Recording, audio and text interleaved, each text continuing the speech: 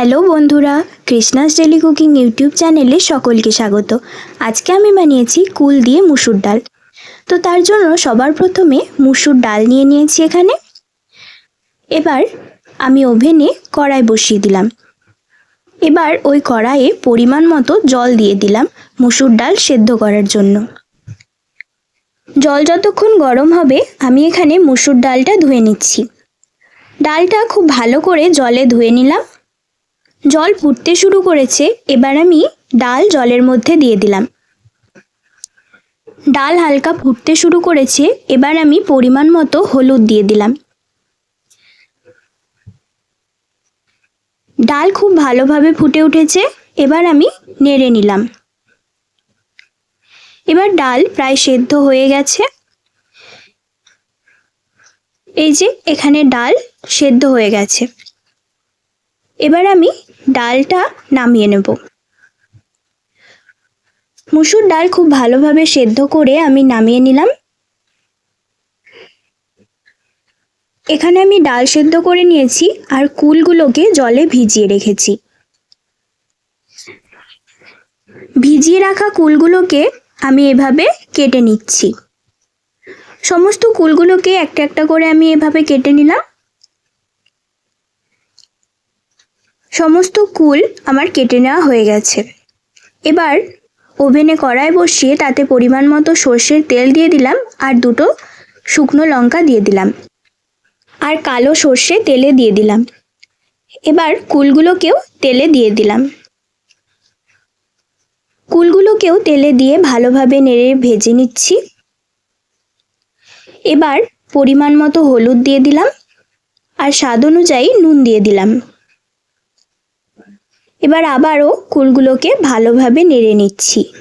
কুলগুলোকে বেশ কিছুক্ষণ নেড়ে ভেজে নিলাম। কুল ভালোভাবে ভাজা হয়ে গেছে। এবার আমি সেদ্ধ করে রাখা ডাল তেলে দিয়ে দিলাম। ডাল দিয়েও ভালোভাবে নেড়ে নিলাম। বেশ কিছুক্ষণ ভালোভাবে নেড়ে নিলাম।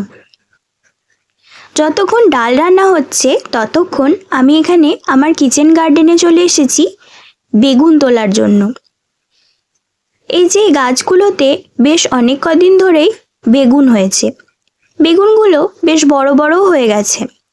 তাই আজকে ভাবলাম এই বেগুনগুলোকেই আমি কাটবো।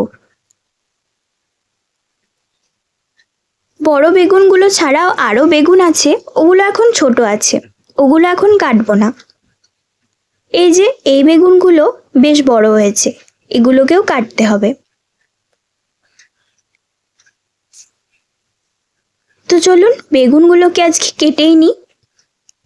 এই বেগুনগুলোকে কেটে আমি আজকে ভাজা বানাবো। মসুর ডাল আর তার সঙ্গে বেগুন ভাজা খেতে তো বেশ ভালোই লাগে। তাই আজকে ভাবলাম যে গাছ থেকেই বেগুনগুলো কেটে নিই বেগুন ভাজার জন্য। এই যে সমস্ত বেগুন আমার গাছ থেকে তোলা হয়ে গেছে। এই বেগুনগুলোকেই আজকে আমি ভাজা করব। দেখুন কত বড় বড় বেগুনগুলো হয়েছে। এটা তো একেবারে খুবই বড় হয়েছে। এবার বেগুনগুলোকে কেটে নেব।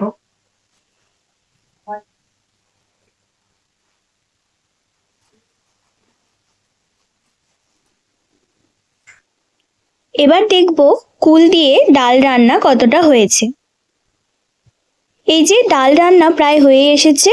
খুব ভালোভাবে ডাল নেড়ে নিলাম। ডাল রান্না হয়ে গেছে, এবার নামিয়ে নেব। ডাল আমি অন্য বাটিতে ঢেলে নিলাম।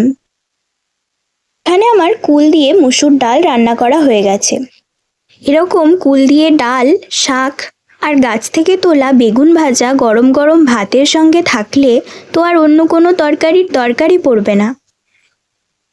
এভাবে কুল দিয়ে ডাল রান্না করার ভিডিওটি যদি আপনাদের ভালো লেগে থাকে তাহলে অবশ্যই একটি লাইক করবেন, চ্যানেলটি সাবস্ক্রাইব করবেন আর ভিডিওটি দেখার জন্য ধন্যবাদ।